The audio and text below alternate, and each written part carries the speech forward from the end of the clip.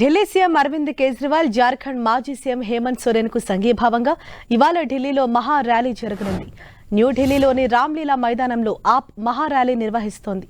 ప్రజాస్వామ్య పరిరక్షణ పేరిట ఈ ర్యాలీ చేపడుతున్నారు.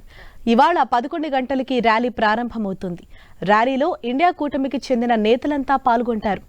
20,000 మందికి పైగా ప్రజలు ఈ ర్యాలీలో పాల్గొంటారని ఆప్ నేతలు తెలిపారు. ఢిల్లీ ముఖ్యమంత్రి అరవింద్ కేజ్రీవాల్ ను ఈడీ ఇటీవల అరెస్టు చేసిన నేపథ్యంలో ఈ మహా ర్యాలీని నిర్వహిస్తోంది ఆమ్ ఆద్మీ పార్టీ.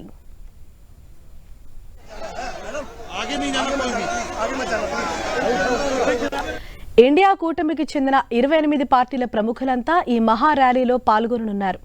రాహుల్ గాంధీ, మల్లికార్జున ఖర్గే, శరద్ పవార్, ఉద్దవ్ ఠాక్రే, అఖిలేష్ యాదవ్, తేజస్వి యాదవ్, సీతారాం యెచూరి, డి రాజా, డెరిక్ ఓబ్రెయిన్, తిరుచి శివ, ఫరూక్ అబ్దుల్లా, మెహబూబా ముఫ్తీ, జార్ఖండ్ సీఎం చంపై సోరెన్, హేమంత్ సోరెన్ భార్య కల్పనా సోరెన్ తదితరులు హాజరు కానున్నారు.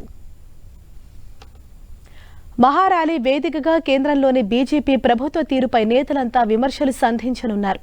కేంద్ర ప్రభుత్వం అప్రజాస్వామిక విధానాలతో ముందుకెళ్తోందని, లోక్సభ ఎన్నికల్లో ప్రజలే తగిన గుణపాఠం చెబుతారని ఆప్ నేతలు హెచ్చరిస్తున్నారు.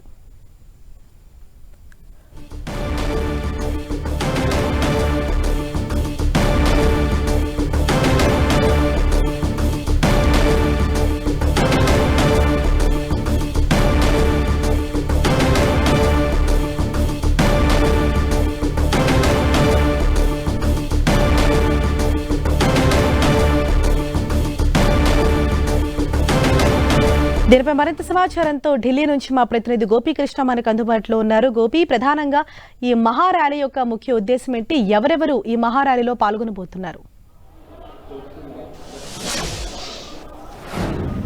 ఇండియా కూటమి యొక్క ప్రజాస్వామ్య పరిరక్షణ ర్యాలీ ఈరోజు రామ్లీలా మైదాన్ వేదికగా మరి కాసేపట్లో ప్రారంభం కాబోతోంది.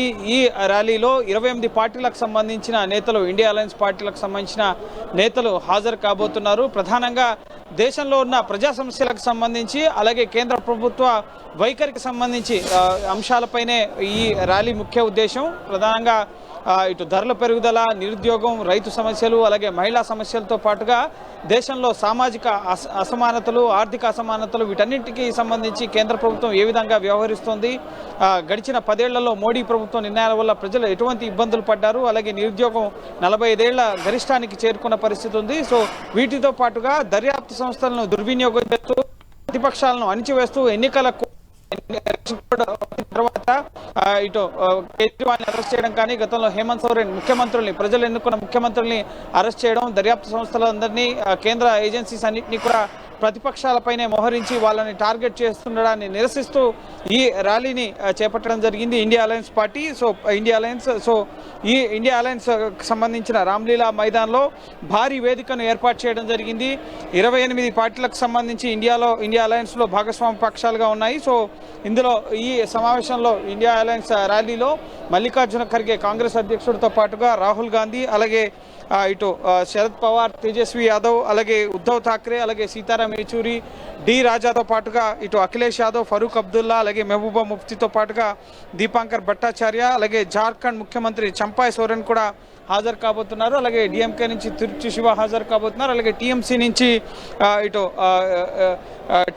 డెరెక్ ఓబ్రెయిన్, టీఎంసీతో షీట్ షేరింగ్ లేకపోయినప్పటికీ కూడా మోడీ ప్రభుత్వాన్ని, అలాగే ఎన్డీఏ కూటమిని, ఇటు ఇండియా అలయన్స్లో ఉన్న అన్ని పార్టీలు కూడా వ్యతిరేకిస్తున్నాం. సో ఇది కేవలం ఒక వ్యక్తి గురించో, ఒక పార్టీ గురించో ఈ ర్యాలీ చేపట్టలేదు. పూర్తిగా ఈ ముఖ్యంగా లోక్తంత్ర బచావ్ అనేది, ప్రజాస్వామ్యాన్ని పరిరక్షించండి అన్నది పూర్తిగా ఇండియా అలయన్స్లో ఉన్న అన్ని భాగస్వామ్య పక్షాలకు సంబంధించి కూడా ఈ ర్యాలీని మేము నిర్వహిస్తున్నాం. కేవలం ఒక్క పార్టీ కేజ్రీవాల్ అరెస్టుకు సంబంధించి మేము ఈ ర్యాలీని చేపట్టలేదు అంటున్నారు. అయితే ఇక్కడ ఎక్కువగా ఆమ్ ఆద్మీ పార్టీకి సంబంధించిన డామినేషన్ అయితే కనిపిస్తోంది. కేజ్రీవాల్ని ముఖ్యంగా సెల్లో ఉంచినట్లుగా, జైల్లో ఉంచినట్లుగా, అలాగే తానాషాహీ హటావో, లోక్తంత్ర బచావ్, నియంత్రణ తొలగించండి, ప్రజాస్వామ్యాన్ని కాపాడండి అన్న ఈ ఫ్లెక్సీలన్నింటినీ కూడా ఇక్కడ ఏర్పాటు చేయడం జరిగింది. భారీగా ఆమ్ ఆద్మీ పార్టీకి సంబంధించిన శ్రేణులు, పంజాబ్ అలాగే ఢిల్లీకి సంబంధించిన ఆమ్ ఆద్మీ పార్టీ శ్రేణులు భారీగా ఇక్కడికి తరలి వచ్చాయి. ఇటు కాంగ్రెస్ పార్టీకి సంబంధించిన కార్యకర్తలు, అలాగే ఇండియా అలయన్స్ పార్టీలో ఉన్న కార్యకర్తలు కూడా భారీగా ఇక్కడికి తరలి రావడం జరిగింది.